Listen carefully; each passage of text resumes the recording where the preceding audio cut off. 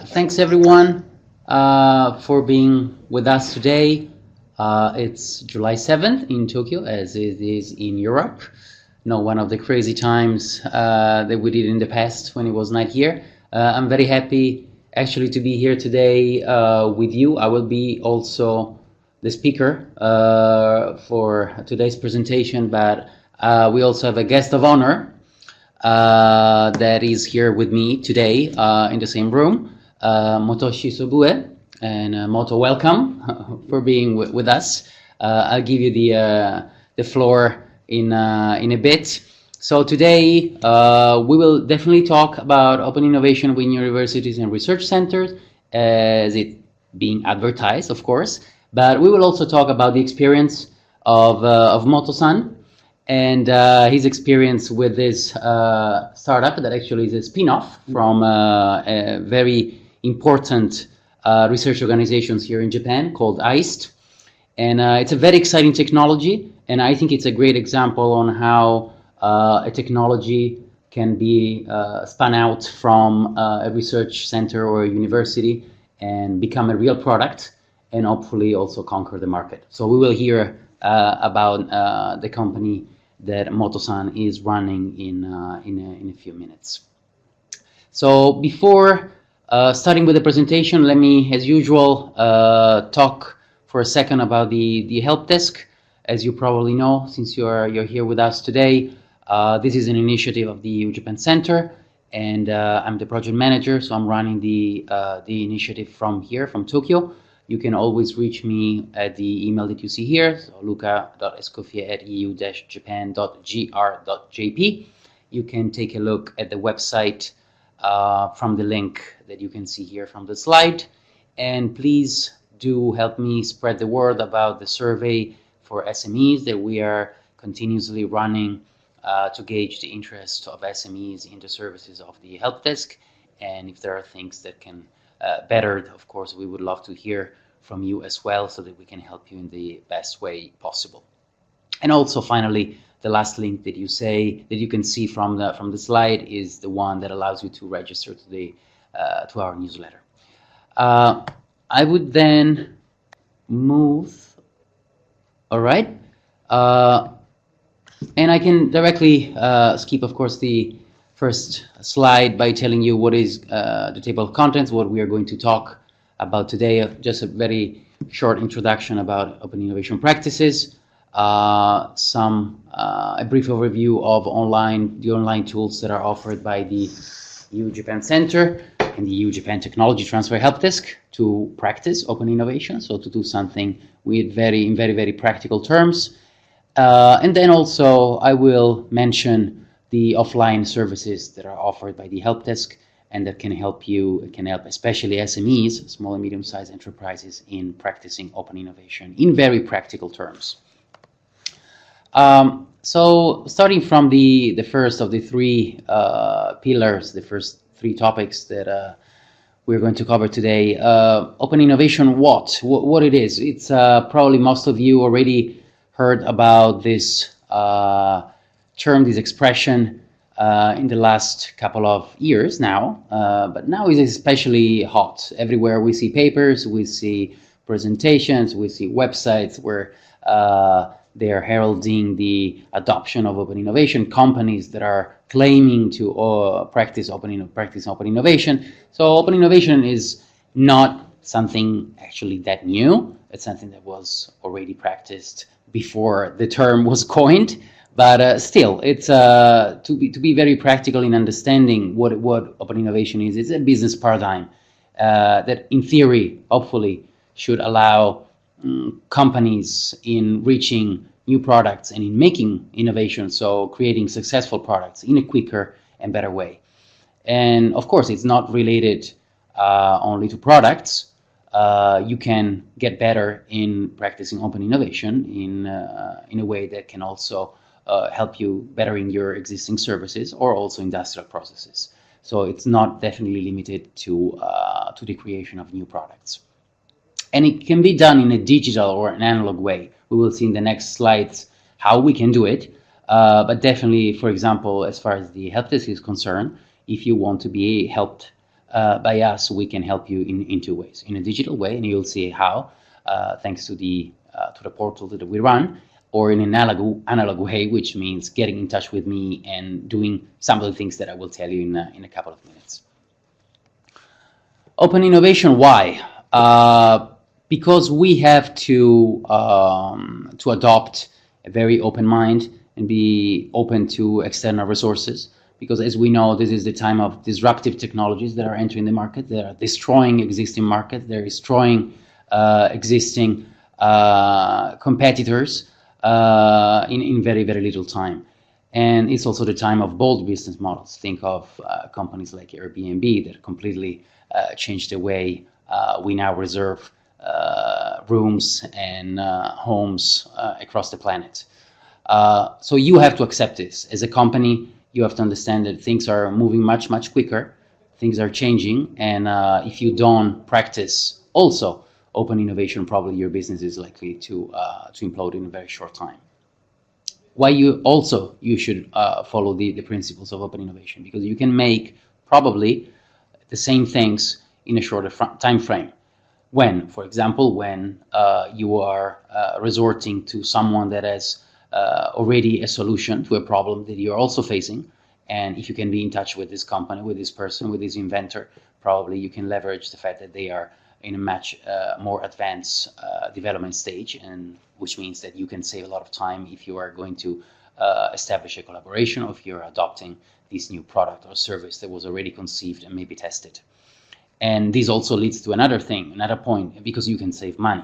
Of course, if you can reach a point in which you can have a product or a service much, much closer to the market, and you can buy or license a technology, a product that is at a much more advanced development stage as opposed to the one that you have in your lab, this, of course, as a company will help you save a lot of money. And because you can also pivot your business model or entire project. So this is the time in which we also hear this term very, very often, especially if we're talking about startups, is the possibility to change very quickly the business model or the products that you made, because probably you realize that it's not the right moment to enter the market with that product or service, or probably because it's not done in a proper way, and so you might have the opportunity or the necessity to change, so to pivot. Open innovation, how? These are just some of the ways in which we can practice open innovation. They're not including all of the types of methodologies. But for example, as a company, you, especially if you're a larger organization, you may think of practicing open innovation by working with startups. And why? Why with startups and not with other companies? Of course, you can also do it with much larger organizations, but the benefit of startups, and then maybe Moto-san, when he will be talking about his experience, can tell us that startups are much, much quicker. So if you want to take a decision and you are dealing with a startup, the good thing is that probably the startup will take a decision in a matter of a day or a couple of days. So this can help you a lot in making the process much, much quicker and much leaner.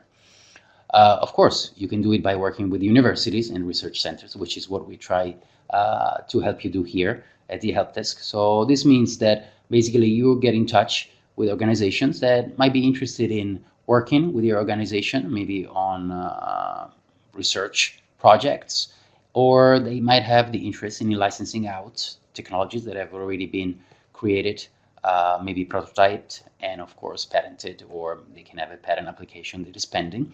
And of course, they have no interest or they have no possibility to spin out the venture and create a company from the university or the research center. So they might be interested in licensing out. Or you can also do it by working with a crowd.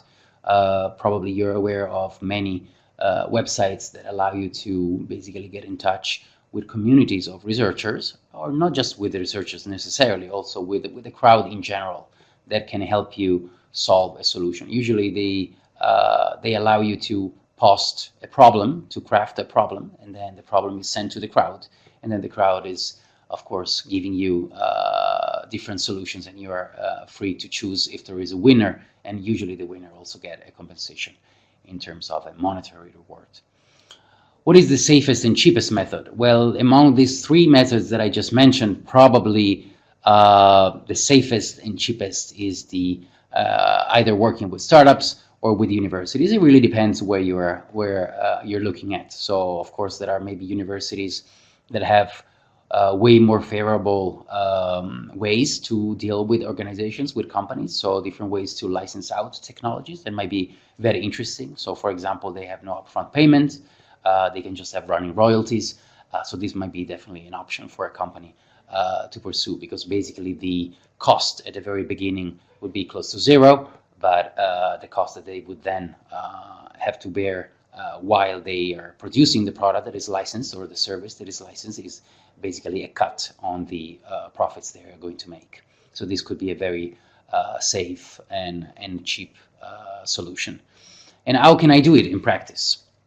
Well, and that's where we can provide you with some help, with some services.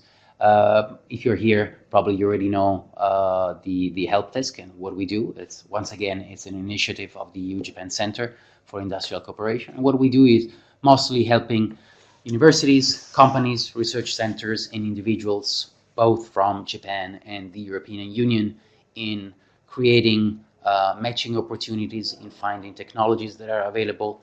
And you can do it, as I said before, in a digital or in an analog way. So, for example, if you go here, if you see the second paragraph of the slide, I mentioned the URL of the help desk. It's a little bit difficult to remember, so please take a look, or you can just Google it. You will find it in a second. And this is basically the homepage, part of the homepage of the help desk website. We just remodel it. You can make searches in 3 different ways, as you can see from the screen. So from the bottom, you have the possibility to filter technologies by area. So we categorized all the possible knowledge out there in 7 macro categories. And you can also filter the technology by TRL, so by technology readiness level, where 1 is the farthest from the market and 10 is the closest to the market. Or, and this is the most powerful one, if you already try to make a search from the help desk website, is a search by keyword. The search by keyword basically gives you 3 different layers of results. This one that you can see here with these 4 boxes, this is just a screenshot of all the boxes, of course, that you might see on the screen depending on your search. But just to give you an idea, so every box contains a technology that we received from either a university or a research center. So in this case, for example, on the upper west, you can see Okinawa Institute of Science and Technology. So it's here from Japan. You can see that it's a TRL4. And if you click, now I cannot show you because this is a PDF, but if you click here on the screen when you're making the search, this question mark will basically open a box, and it will tell you that 4 means validating in a lab. So you have an idea of the development stage of the technology. You can see that the technology is available for licensing. You can see that the IP status states that there is a PCT application in place. So you have a kind of a very, very good overview of very basic information about the technology, and beside, of course, the title. And then if you click on details, you can go on the specific page of the technology, where you see who are the inventors, what other technologies are basically owned by the entity in question, and the contact details, and all the other most useful information that you might need. If you think that there is something that you want to need more, of course, you can send us an email. You can send an email directly to the tech transfer officer that is managing the technology. Sometimes there is directly a name, sometimes there is not. If you don't see the name, of course, just feel free to send an email to us, and we can put you in touch with the university. So this is, as I told you, a first layer of results. So these are technologies that are directly uploaded onto the website of the help desk. So the good thing for us and for you, and especially for the companies that are looking for technologies is that all the forums are absolutely uniform. So they all look the same. So they try to be to have some sort of order, and also visually speaking, they are kind of hopefully appealing and clear to read.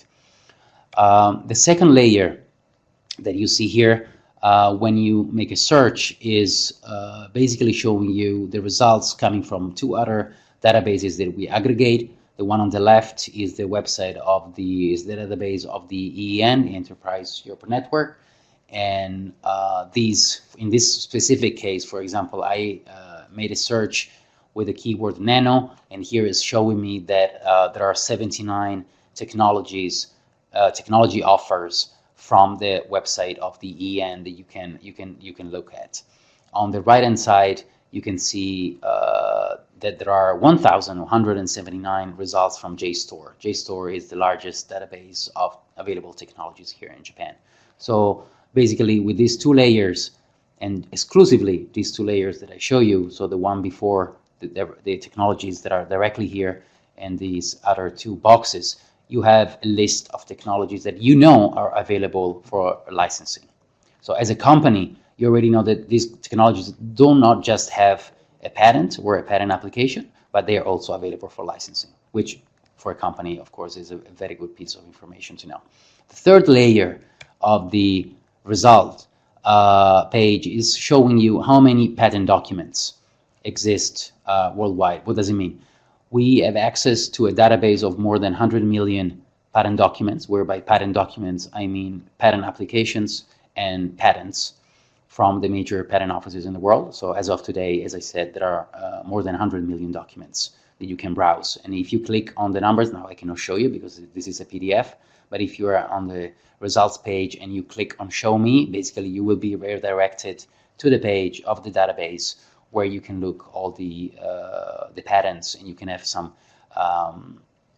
basic information about each patent, like the assignees, the inventors, the drawing. You can see the abstract and stuff like that. So this is basically how they look like. On the left, you can see a screenshot of a technology that is uploaded on the website. And so in this case, this is, for example, from Italy, in this case. So as you can see, it's a very common way to brief a technology. So you have the title, the description, the potential benefits, the limitations, potential applications, and some other additional information that are at the bottom now that I cannot show you because this is a screenshot.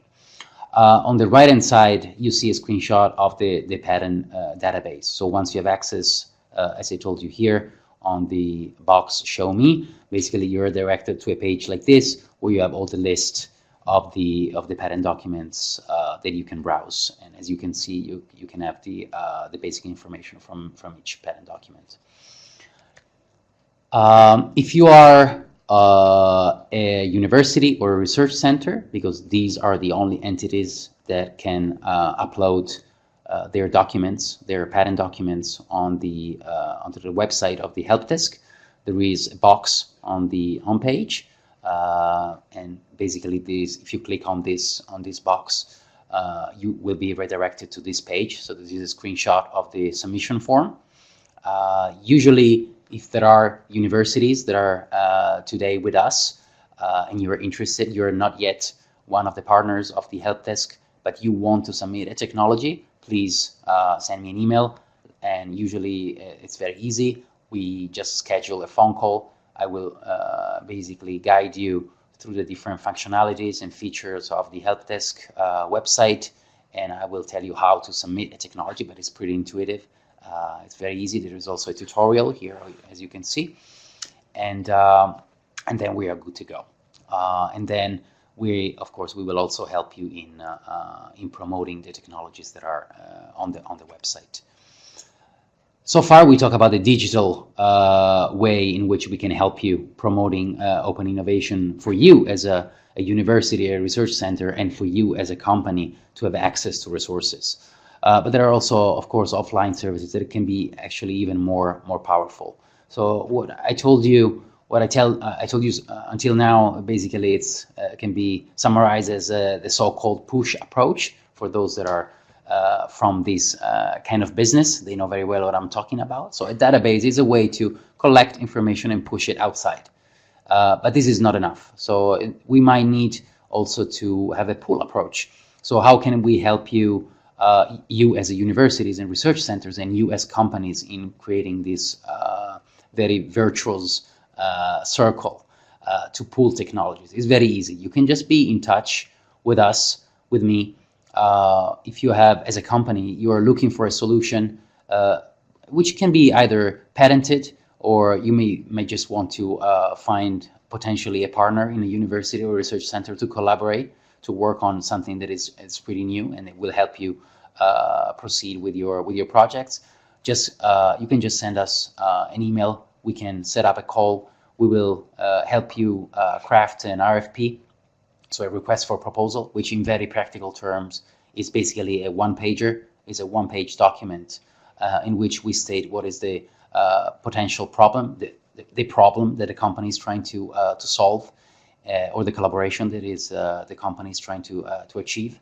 And then basically what we do is we send it out to all the partners that we have in the with the help desk, so universities and research centers, to key people that are usually working for the tech transfer offices. And these people then will, of course, have an idea of what's going on inside the university or the center, and they will know what are the people that potentially can be the recipients of the RFP. And then once the RFP is received, of course, there might be the need of another call. So I will be in touch with the researcher or the group of researchers that might be interested in responding to this request for proposal, so that I can help you in kind of crafting the response and tell you how the deliverable should look like.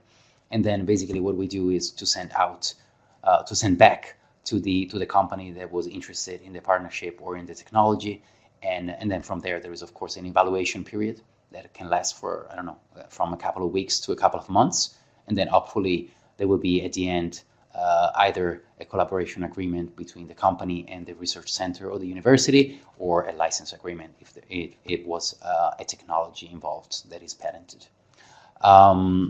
So these are the two ways in which we can help you in a very, very practical way, both, of course, as a university and a research center, in the fact that we can help you upload the documents, upload the technologies, promote them, and also as a company, because we can provide you, of course, with the database, which is free, and you can have access to that anytime you want, but also in a very analog way, because if we are then in touch, we can help you in probably find something that doesn't exist as a patented technology, but maybe there might be skills, competencies, expertise that you might want to reach out to, and maybe we can help you in contacting the people that can help you solve the problem that you are facing. That said, I would like to thank you. I don't want to steal more time from the next speaker's slot. Once again, this is my name and my email. Feel free to send me an email, and we can schedule a call whenever you want. I'm in Tokyo, so usually it's 8-7 hours ahead compared to Europe, but don't worry, I'm always happy to be in touch at any time with Europe. So without further ado, I would like to allow Eva to switch the presentations, and in the meantime, I would like to spend a couple of words introducing our guest. So as I told you, we have today with us Motoshi Sobue, Moto-san for friends. And so Moto has a past, let's say, education-wise, from Waseda University, which is one of the most prestigious universities in Japan, for those that don't know that, and also from Duke University, which is also a very prestigious university in the US. And Moto spent 8 years at the Bank of Japan, and other 16 years in multinational companies with different capacities as a CFO, CSO in companies like Intel, Dell, British American Tobacco, and also is part of an angel group called TEP, and a visiting scholar at North Carolina State University, and today is talking to us as a CEO of this spin-off venture called Nanolux Corporation Ltd, which, as I said, is a spin-off from ICE. So, Moto, I will leave the floor to you, and I would also, like, I can see here there are some comments already in the general chat window. So more than happy to switch to the Q&A session at the end of Moto's presentation, so that if you have questions for both of us, we're going to be here. So yeah, without further ado, all right, please, Moto. Okay, Luca, thank you very much for your introduction, and good morning to Europe. My name is Moto. I'm a CEO of Nanolux company. Nanolux has a special technology called color night vision. And this technology is to get the very clear color image without visible light, but only with infrared. So today I'm going to go through what this technology is about, and then what's the business application too. So let me start from the technology side.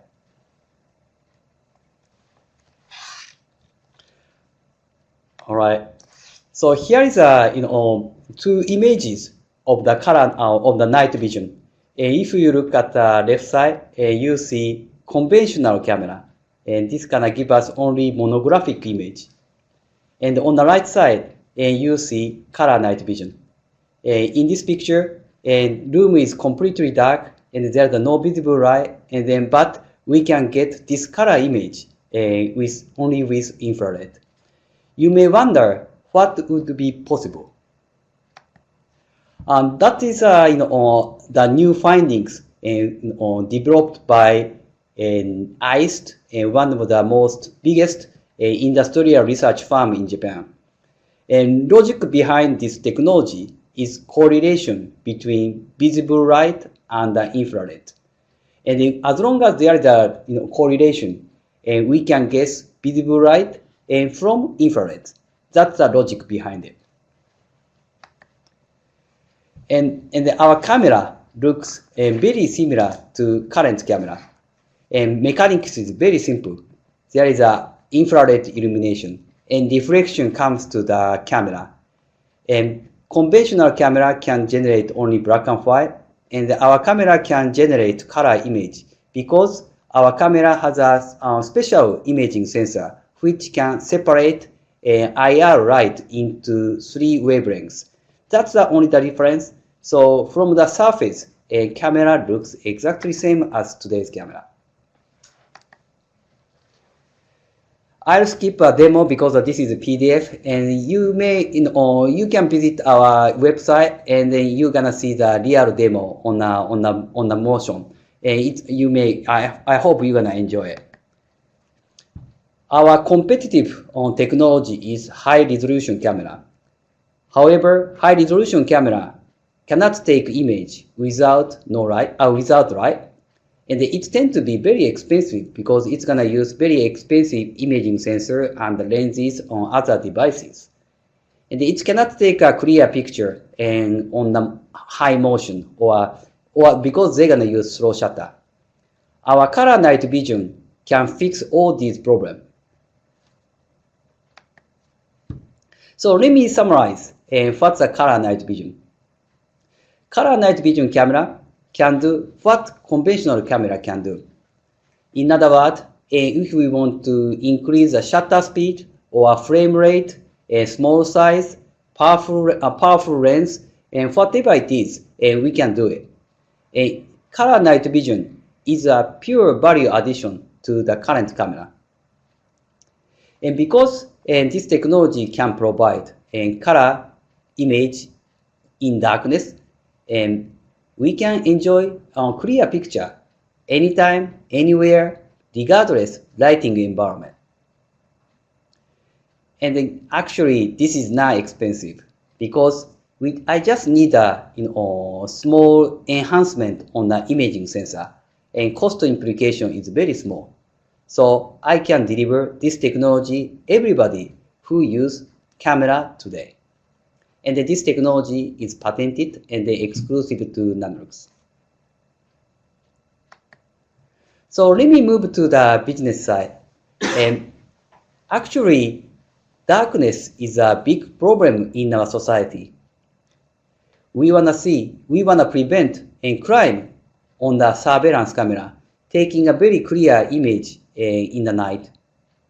We also need a clear image for the driving in the night, and this can be applied to automotive camera. And many company need a good camera to monitor social infrastructure in darkness or in the night. So all these opportunities are for color night vision. And then our technology can deliver safety and security on these cases. And here are the target markets. And there are three groups. Infrastructure include highway, tunnel, railroads, rivers, smart city, etc. And the business category include surveillance, automotive, medical. And the consumer segment include home security, robot, active camera, smartphone. And you can guess market size is very big. And actually, if we adapt all these opportunity, market size is $5 billion for color night vision. And this technology is not the technology only in the research farm. And this technology started using it. And this is our first instance to install our camera on the highway. And this camera can monitor highway traffic condition and facility maintenance 24/7. And recently, Nanolox got seed funding from Asus, a leading company in Taiwan. And then there is a lot of story behind it. And in short, they made an investment decision in 90 minutes. So when I meet their CEO in the morning, 10 o'clock, and they decided to invest to us on 11:30 in the morning. So it was very, very quick decision. And then not only the money, we are going to apply a color night vision technology on their product line too. So it's gonna come out to the market very soon. And here is our product line. And key device is an imaging sensor. So we need a special image sensor which can be good at IR on wavelength separation. And we can deliver devices to the customer and who can manufacture camera by themselves, or I can deliver camera on your needs. In addition, we have a solution to meet your needs. For example, on the highway, they got to see very far distance. And then we provide very powerful camera and LED lights. And then we also have a solution for backlight, and we also can make the size very small. So our company can meet your needs in providing key device and solution around this technology. And here is a simple roadmap. And we got the first product earlier this year in February. And we install it on the highway. And then we are going to get an imaging sensor later this year. And the volume production gonna start early 2018. And then large volume will come out to the market at the same timing. And then we are going to expand our application of this technology one by one. And I hope we are going to proliferate this technology in around 2020 or 2011. And here is what we want to achieve through this technology. On the 29th century, you see it on the left bottom side, human developed monographic camera. 100 years later, it became color camera. And on the same century, we got a monographic night camera. And our technology want to occupy a last dimension of imaging technology, night color. If we achieve it, we can see anytime, anywhere, regardless of lighting environment. So this camera can be used for the day, for the night, and for the dim, and regardless the distance, backlight, size, and then I don't want to make this camera very expensive. So our target is to provide a clear color image anytime, anywhere. That's our target. Lastly, here is our team. You see me on the left side, left top, and then CTO is the inventor of this technology. There are 3 engineers for camera, imaging sensor, and the imaging. And then Hitomi is a chief administrator. So 6 people are working hard and to send this technology out to the market. We are very exciting and to get a good chance to be used this technology in the world. So we are expecting some interest or some any interest from a Europe organization or Europe geography too. So you are very welcome and to this technology, and our dream is to use technology anywhere in the world. So if you have any question or any interest, and please get access to us, and you can find us on our website. Thank you very much for your attention, and hope you got something out of it. Thank you very much. Thank you, Moro-san. It was a great presentation, and I think that your project really embodies kind of a great example of how an idea from a research center, in this case, can actually be successful. Your story of the investment is like the dream of every startup, because 90 minutes to get $1.2 million. Right. So it's really a story that deserves to be told everywhere. So thanks again for the presentation. I will leave maybe Eva, if you agree, like a minute or two to the audience if there are any questions. Yes, sure. We can leave at least a few minutes for any further inquiries. Perfect. And in the meantime, maybe I can ask you something, because I'm very curious. So in your case, what do you think is the key to success? Because maybe this is good to know for other universities and research centers that are trying to spin out companies. So what is the key secret, the key ingredient, the magic recipe for being successful, for turning an idea from a research center into a real product? Yeah, I mean, Luca, thank you. I think that's a very, very key question. I think we have many great technology in the university and research firms, not only in Japan but also Europe, everywhere in the world. In many cases, technology stands itself, and there's actually no magic behind it. We just need to listen to our customer and understand their needs, and then in many cases, technology itself cannot help customer needs. So we need to combine core technology with something else which can help our customer. So just understand the customer needs and then provide a solution, and putting the technology on the center, but not only the technology, but also something which can be eaten by the customer. It's not rocket science, I guess. Everyone know it, and then but if we can do it, we have a huge chance to get the acceptance from customers. It's I think it's a very smart answer. And let me also, I have another question, maybe, or maybe no. Let's just get the question from Sarah.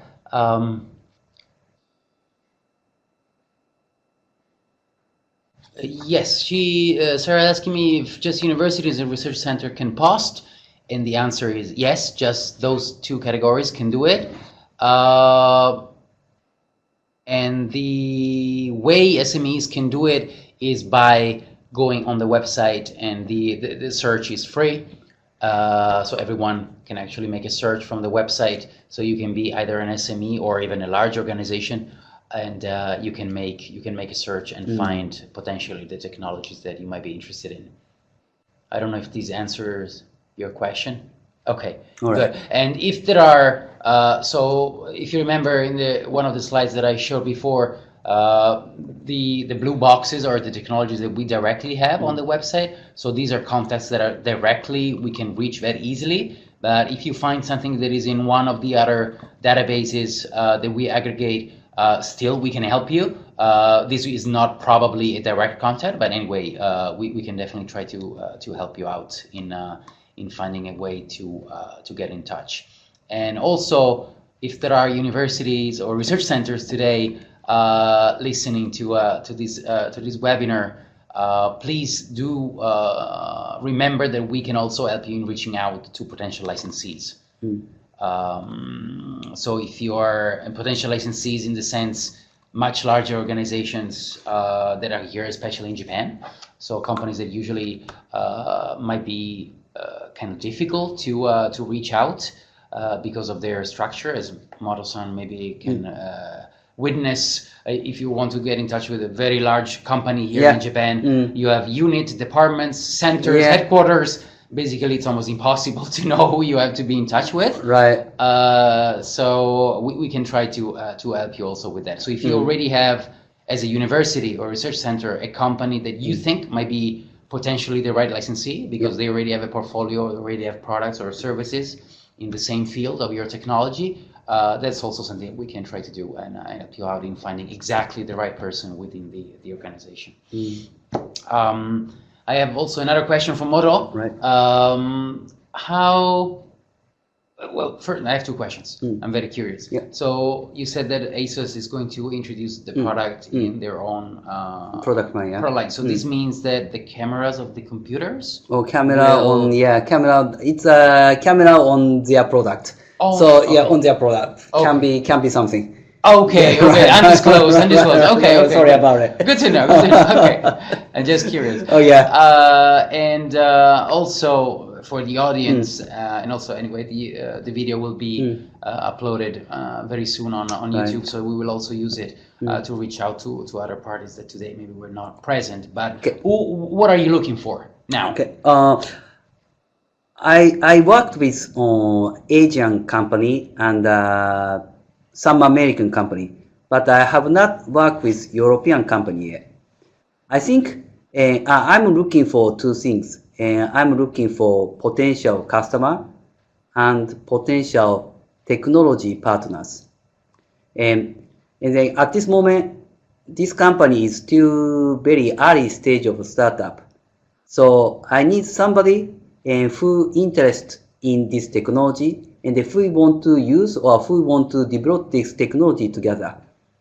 So if somebody find this technology has some good usage, I'd like to know from Europe, and I'm really happy to work with you and to deliver this technology for you.